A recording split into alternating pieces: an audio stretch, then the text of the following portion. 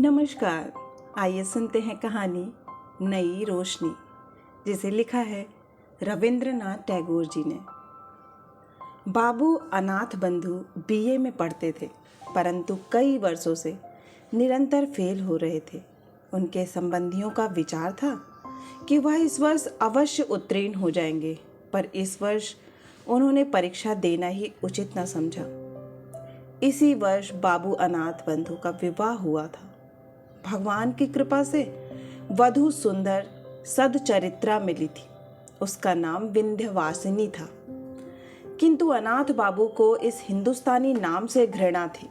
पत्नी को भी वह विशेषताओं और सुंदरता में अपने योग्य न समझते थे, परंतु विंध्यवासिनी के हृदय में हर्ष की सीमा न थी। दूसरे पुरुषों की अपेक्षा वह अपने पति को सर्वोत्तम समझती थी। ऐसा मालूम होता था कि किसी धर्म में आस्था रखने वाले श्रद्धालु व्यक्ति की भांति वह अपने हृदय के सिंहासन पर स्वामी की मूर्ति सजाकर सर्वदा उसी की पूजा किया करती थी। इधर अनाथ बंधु की सुनिए, वह ना जाने क्यों हर समय उससे रुष्ट रहते और तीखे कड़वे शब्दों से उसके प्रेम भरे मन को हर संभव ढंग पर जख्मी करते रहते। अपनी मित्र मंडली में भी वह उस बेचारी को घृणा के साथ स्मरण करते। जिन दिनों अनाथ बंधु कॉलेज में पढ़ते थे, उनका निवास ससुराल में ही था। परीक्षा का समय आया, किंतु उन्होंने परीक्षा दिए बगैर ही कॉलेज छोड़ दिया। इस घटना पर अन्य व्यक्तियों की अपेक्षा विंध्यवासिनी को अधिक दुख हुआ।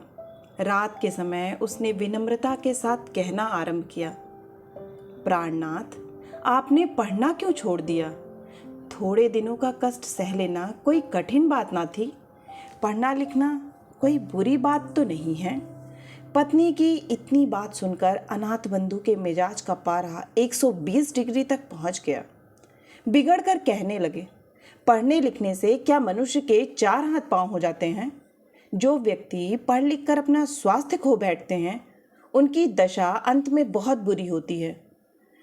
पति का उत्तर सुनकर विंध्यवासिनी ने इस प्रकार स्वयं को सांत्वना दी, जो मनुष्य गधे या बैल की भांति कठिन परिश्रम करके किसी न किसी प्रकार सफल भी हो गए, परंतु कुछ न बन सके, तो फिर उनका सफल होना ना होना बराबर है। इसके दूसरे दिन पड़ोस में रहने वाली सहेली कमला विंध्यवासिनी को एक समाचार सुनाने आई। उसने कहा, आज हमारे भाई बीए की परीक्षा में उत्तीर्ण हो गए। उनको बहुत कठिन परिश्रम करना पड़ा, किंतु भगवान की कृपा से परिश्रम सफल हुआ। कमला की बात सुनकर विंध्य ने समझा कि पति की हंसी उड़ाने को कह रही है। वह सहन कर गई और दबी आवाज में कहने लगी, बहन, मनुष्य के लिए बीए पास कर लेना कोई कठिन बात नहीं, परंतु बीए पास कर लेने से होता क्या है? विदेशों में लोग बीए और एमए पास व्यक्तियों को घृणा की दृष्टि से देखते हैं। विंध्यवासिनी ने जो बातें कमला से कही थी, वे सब उसने अपने पति से सुनी थी, नहीं तो उस बेचारी को विलायत का हाल क्या मालूम था। कमला आई तो थी हर्ष का समाचार सुनाने, किंतु अपनी प्रिय सहेली के मुख से ऐसे शब्द सुनकर उसको बहुत दुख हुआ। परंतु समझदार लड़की थी, उसने अपने हृदयगत भाव प्रकट ना होने दिए। उल्टा विनम्र होकर बोली, बहन, मेरा भाई तो विलायत गया ही नहीं, और ना मेरा विवाह ऐसे व्यक्ति से हुआ है जो विलायत होकर आया हो, इसलिए विलायत का हाल मुझे कैसे मालूम हो सकता है। इतना कहकर कमला अपने घर चली गई। किंतु कमला का विनम्र स्वर होते हुए भी ये बातें विंध्य को अत्यंत कटु प्रतीत हुईं। वह उनका उत्तर तो क्या देती, हाँ, एकांत में बैठकर रोने लगी। इसके कुछ दिनों पश्चात एक अजीब घटना घटित हुई, जो विशेषतः वर्णन करने योग्य है। कलकत्ते से एक धनवान व्यक्ति, जो विंध्य के पिता राजकुमार के मित्र थे, अपने कुटुंब सहित आए और राजकुमार बाबू के घर अतिथि बनकर रहने लगे। चूंकि उनके साथ कई आदमी और नौकर चाकर थे, इसलिए जगह बनाने को राजकुमार बाबू ने अनाथ बंधु वाला कमरा भी उनको सौंप दिया। और अनाथ बंधु के लिए एक और छोटा सा कमरा साफ करा दिया। यह बात अनाथ बंधु को बहुत बुरी लगी। तीव्र क्रोध की दशा में वह विंध्यवासिनी के पास गए और ससुराल की बुराई करने लगे। साथ ही साथ उस निरपराधिनी को 2-4 बातें सुनाई। विंध्य बहुत व्याकुल और चिंतित हुई, किंतु वह मूर्ख न थी। उसके लिए अपने पिता को दोषी ठहराना योग्य न था, किंतु पति को कह सुनकर ठंडा किया। इसके बाद एक दिन अवसर पाकर उसने पति से कहा कि अब यहाँ रहना ठीक नहीं, आप मुझे अपने घर ले चलिए। इस स्थान पर रहने में सम्मान नहीं है। अनाथ बंधु परले सिरे के घमंडी व्यक्ति थे। उनमें दूरदर्शिता की भावना बहुत कम थी। अपने घर पर कष्ट से रहने की अपेक्षा उन्होंने ससुराल का अपमान सहना अच्छा समझा, इसलिए आनाकानी करने लगे। किंतु विंध्यवासिनी ने ना माना और कहने लगी, यदि आप जाना नहीं चाहते तो मुझे अकेले भेज दीजिए, कम से कम मैं ऐसा अपमान सहन नहीं कर सकती। इस पर अनाथ बंधु विवश हो गए, घर जाने को तैयार हो गए। चलते समय माता पिता ने विंध्य से कुछ दिनों और रहने के लिए कहा, किंतु विंध्य ने कुछ उत्तर ना दिया। यह देखकर माता पिता के हृदय में शंका हुई। उन्होंने कहा, बेटी विंध्य, यदि हमसे कोई ऐसी वैसी बात हुई हो तो उसे भुला देना। बेटी ने नम्रतापूर्वक पिता के मुंह की ओर देखा, फिर कहने लगी, पिताजी, हम आपके ऋण से कभी उऋण नहीं हो सकते। हमारे दिन सुख से बीते। और कहते कहते विंध्य का गला भर आया, आंखों से आंसू बहने लगे। इसके पश्चात उसने हाथ जोड़कर माता पिता से विदा चाही और सबको रोता हुआ छोड़कर पति के साथ चल दी। कलकत्ता के धनवान और ग्रामीण जमींदारों में बहुत अंतर था। जो व्यक्ति सर्वदा नगर में रहा हो उसे गांव में रहना अच्छा नहीं लगता, किंतु विंध्य ने पहली बार नगर से बाहर कदम रखने पर भी किसी प्रकार का कष्ट प्रकट ना किया, बल्कि ससुराल में हर प्रकार से प्रसन्न रहने लगी। इतना ही नहीं, उसने अपनी नारी सुलभ चतुरता से बहुत शीघ्र अपनी सास का मन मोह लिया। ग्रामीण स्त्रियां उसके गुणों को देखकर प्रसन्न होती थीं, परंतु सब कुछ होते हुए भी विंध्य प्रसन्न न थे।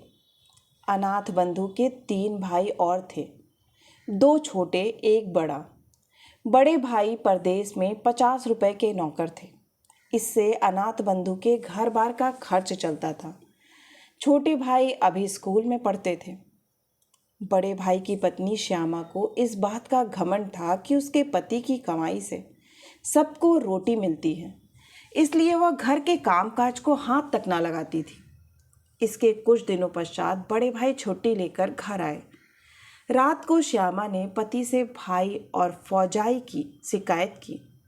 पहले तो पति ने उसकी बातों को हंसी में उड़ा दिया, परंतु जब उसने कई बार कहा तो उन्होंने अनाथ बंधु को बुलाया और कहने लगे, भाई, 50 रुपए में हम सबका गृहस्थ नहीं चल सकता।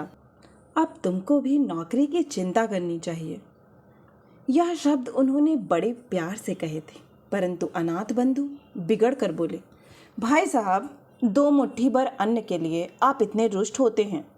नौकरी तलाश करना कोई बड़ी बात नहीं, किंतु हमसे किसी की गुलामी नहीं हो सकती। इतना कहकर वह भाई के पास से चले आए। इन्हीं दिनों गांव के स्कूल में 3rd मास्टर का स्थान खाली हुआ था। अनाथ बंधु की पत्नी और उनके बड़े भाई ने उस स्थान पर उनसे काम करने के लिए बहुत कहा, किंतु उन्होंने ऐसी तुच्छ नौकरी स्वीकार ना की। अब तो अनाथ बंधु को केवल विलायत जाने की धुन समाई हुई थी। एक दिन अपनी पत्नी से कहने लगे, देखो, आजकल विलायत गए बिना मनुष्य का सम्मान नहीं होता और ना अच्छी नौकरी मिल सकती है, इसलिए हमारा विलायत जाना आवश्यक है। तुम अपने पिता से कहकर कुछ रुपया मंगा दो तो हम चले जाएं। विलायत जाने की बात सुनकर विंध्य को बहुत दुख हुआ। पिता के घर से रुपया मंगाने की बात से बेचारी की जान ही निकल गई। दुर्गा पूजा के दिन समीप आए तो विंध्य के पिता ने बेटी और दामाद को बुलाने के लिए आदमी भेजा। विंध्य खुशी खुशी मैके आई। माँ ने बेटी और दामाद को रहने के लिए अपना कमरा दे दिया। दुर्गा पूजा की रात को यह सोचकर कि पति ना जाने कब वापस आए, विंध्य प्रतीक्षा करते करते सो गई। सुबह उठी तो उसने अनाथ बंधु को कमरे में ना पाया। उठकर देखा तो माँ का लोहे का संदूक खुला पड़ा था। सारी चीज़ें इधर उधर बिखरी पड़ी थी और पिता का छोटा गैस बॉक्स जो उसके अंदर रखा था गायब था। विंध्य का हृदय धड़कने लगा। उसने सोचा कि जिस बदमाश ने चोरी की है उसी के हाथों पति को भी हानि पहुंचती है। परंतु थोड़ी देर बाद उसकी दृष्टि एक कागज के टुकड़े पर जा पड़ी। वह उठाने लगी तो देखा कि पास ही कुंजियों का एक गुच्छा पड़ा है। पत्र पढ़ने से मालूम हुआ कि उसका पति आज ही प्रातः जहाज पर सवार होकर विलायत चला गया है। पत्र पढ़ते ही विंध्य की आंखों के सामने अंधेरा छा गया। वह दुख के आघात से जमीन पर बैठ गई और आंचल से मुंह ढाँप कर रोने लगी। आज सारे बंगाल में खुशियां मनाई जा रही थी, किंतु विंध्य के कमरे का दरवाज़ा अब तक बंद था। इसका कारण जानने के लिए विंध्य की सहेली कमला ने दरवाज़ा खटखटाना आरंभ किया, किंतु अंदर से कोई उत्तर ना मिला। तो वह दौड़कर विंध्य की माँ को बुला लाई। माँ ने बाहर खड़ी होकर आवाज़ दी, विंध्य, अंदर क्या कर रही है? दरवाज़ा तो खोल बेटी। माँ की आवाज़ पहचान कर विंध्य ने झट आंसुओं को पोंछ डाला और कहा, माताजी, पिताजी को बुला लो। इससे माँ बहुत घबराई, अतः उसने तुरंत पति को बुलवाया। राजकुमार बाबू के आने पर विंध्य ने दरवाज़ा खोल दिया और माता पिता को अंदर बुलाकर फिर दरवाज़ा बंद कर लिया। राजकुमार ने घबरा कर पूछा, विंध्य, क्या बात है? तू रो क्यों रही है? यह सुनते ही विंध्य पिता के चरणों में गिर पड़ी और कहने लगी, पिताजी, मेरी दशा पर दया करो। मैंने आपका रुपया चुराया है। राजकुमार आश्चर्यचकित रह गए। उसी हाल में विंध्य ने फिर हाथ जोड़कर कहा, पिताजी, इस अभागिन का अपराध क्षमा कीजिए। स्वामी को विलायत भेजने के लिए मैंने यह नीच कर्म किया है। विंध्य ने डरते डरते उत्तर दिया, पिताजी, आप उनको विलायत जाने के लिए रुपया ना देते। ध्यान देने योग्य बात है कि जिस विंध्य ने कभी माता पिता से रुपए पैसे के लिए विनती तक ना की थी, आज वह पति के पाप को छुपाने के लिए चोरी का इल्ज़ाम अपने ऊपर ले रही है। विंध्यवासिनी पर चारों ओर से घृणा की बौछारें होने लगी। बेचारी सब कुछ सुनती रही, किंतु मौन थी। तीव्र क्रोधावेश की दशा में राजकुमार ने बेटी को ससुराल भेज दिया। इसके बाद समय बीतता गया, किंतु अनाथ बंधु ने विंध्य को कोई पत्र ना लिखा और ना अपनी माँ की ही कोई सुध-बुध ली। पर जब आखिरकार सब रुपए जो उनके पास थे खर्च हो गए तो बहुत ही घबराए और विंध्य के पास एक तार भेजकर तकाजा किया। विंध्य ने तार पाते ही अपने बहुमूल्य आभूषण बेच डाले और उनसे जो मिला वह अनाथ बाबू को भेज दिया। अब क्या था, जब कभी रुपयों की आवश्यकता होती वह झट विंध्य को लिख देते और विंध्य से जिस तरह बन पड़ता अपने रहे सहे आभूषण बेचकर उनकी आवश्यकताओं को पूरा करती रहती। यहाँ तक कि बेचारी गरीब के पास कांच की 2 चूड़ियों के सिवाय कुछ भी शेष न रहा। अब अभागी विंध्य के लिए संसार में कोई सुख शेष न रहा था। संभव था वह किसी दिन दुखी हालत में आत्महत्या कर लेती, किंतु वह सोचती कि मैं स्वतंत्र नहीं, अनाथ बंधु मेरे स्वामी हैं, इसलिए कष्ट सहते हुए भी वह जीवन के दुख उठाने पर विवश थी। अनाथ बंधु के लिए वह जीवित रहकर अपना कर्तव्य पूरा कर रही थी, किंतु अब चूंकि उसके लिए विरह का दुख सहना कठिन हो गया था, इसलिए विवश होकर उसने पति के नाम वापस आने के लिए पत्र लिखा। इसके थोड़े दिनों बाद अनाथ बंधु बैरिस्टरी पास करके साहब बहादुर बने हुए वापस लौट आए, परंतु देहात में बैरिस्टर साहब का निर्वाह होना कठिन था। इसलिए पास ही एक कस्बे में होटल का आश्रय लेना पड़ा। विलायत में रहकर अनाथ बंधु के रहन सहन में बहुत अंतर आ गया था। वह ग्रामीणों से घृणा करते थे। उनके खान पान और रहन सहन के तरीकों से यह भी मालूम न होता था कि वह अंग्रेज हैं या हिंदुस्तानी। विंध्य यह सुनकर बहुत प्रसन्न हुई कि स्वामी बैरिस्टर होकर आए हैं, किंतु माँ उसकी बिगड़ी हुई आदतों को देखकर बहुत व्याकुल हुई। अंत में उसने भी यह सोचकर दिल को समझा लिया कि आजकल का जमाना ही ऐसा है, इसमें अनाथ बंधु का क्या दोष। इसके कुछ समय पश्चात एक बहुत ही दर्द भरी घटना घटित हुई। बाबू राजकुमार अपने कुटुंब सहित नाव पर सवार होकर कहीं जा रहे थे कि सहसा नौका जहाज से टकराकर गंगा में डूब गई। राजकुमार तो किसी प्रकार बच गए, किंतु उनकी पत्नी और पुत्र का कहीं पता न लगा। अब उनके कुटुंब में विंध्य के सिवाय कोई दूसरा शेष न रहा था। इस दुर्घटना के पश्चात एक दिन राजकुमार बाबू विकल अवस्था में अनाथ बंधु से मिलने आए। दोनों में कुछ देर तक बातचीत होती रही। अंत में राजकुमार ने कहा, जो कुछ होना था सो तो हुआ, अब प्रायश्चित करके अपनी जाति में सम्मिलित हो जाना चाहिए, क्योंकि तुम्हारे सिवाय अब दुनिया में हमारा कोई नहीं। बेटा या दामाद जो कुछ भी हो, अब तुम हो। अनाथ बंधु ने प्रायश्चित करना स्वीकार कर लिया। पंडितों से सलाह ली गई तो उन्होंने कहा, यदि इन्होंने विलायत में रहकर मांस नहीं खाया है तो इनकी शुद्धि वेद मंत्रों द्वारा की जा सकती है। यह समाचार सुनकर विंध्य हर्ष से फूली ना समाई और अपना सारा दुख भूल गई। आखिर एक दिन प्रायश्चित की रस्म अदा करने के लिए निश्चित किया गया। बड़े आनंद का समय था। चहुं ओर वेद मंत्रों की गूंज सुनाई देती थी।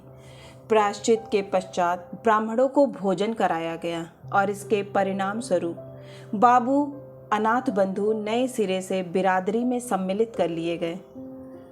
परंतु ठीक उसी समय राजकुमार बाबू ब्राह्मणों को दक्षिणा दे रहे थे। एक नौकर ने कार्ड लिए हुए घर में प्रवेश किया और राजकुमार से कहने लगे, बाबूजी, एक मैम आई हैं। मैम का नाम सुनते ही राजकुमार बाबू चकराए। कार्ड पढ़ा। उस पर लिखा था, मिसेस अनाथ बंधु सरकार। इससे पहले कि राजकुमार बाबू हाँ या ना में कुछ उत्तर देते, एक गोरे रंग की यूरोपियन युवती खट खट करती अंदर आ उपस्थित हुई। पंडितों ने उसको देखा तो दक्षिणा लेनी भूल गए। घबराकर जिधर जिसके सींग समाये निकल गए। इधर मेम साहिबा ने जब अनाथ बंधु को ना देखा तो बहुत विकल हुई और उनका नाम ले लेकर आवाज़ें देने लगी। इतने में अनाथ बंधु कमरे से बाहर निकले। उन्हें देखते ही मेम साहिबा माय डियर कहकर झट उनसे लिपट गईं। यह दशा देखकर घर के पुरोहित भी अपना बोरिया बंधना संभाल कर विदा हो गए। उन्होंने पीछे मुड़कर भी ना देखा। आशा है कि आपको यह कहानी बहुत ही पसंद आई होगी, और अगर पसंद आई है तो एक लाइक करें, अपनों के साथ शेयर करें, और हाँ, अगर आप इसी तरह की मनोरंजक कहानियाँ सुनना चाहते हैं तो इस चैनल से जुड़ना ना भूलें और चैनल को सब्सक्राइब करें। फिर मिलती हूँ एक नई कहानी या कविता के साथ। तब तक के लिए आप सभी का सुनने के लिए बहुत बहुत धन्यवाद।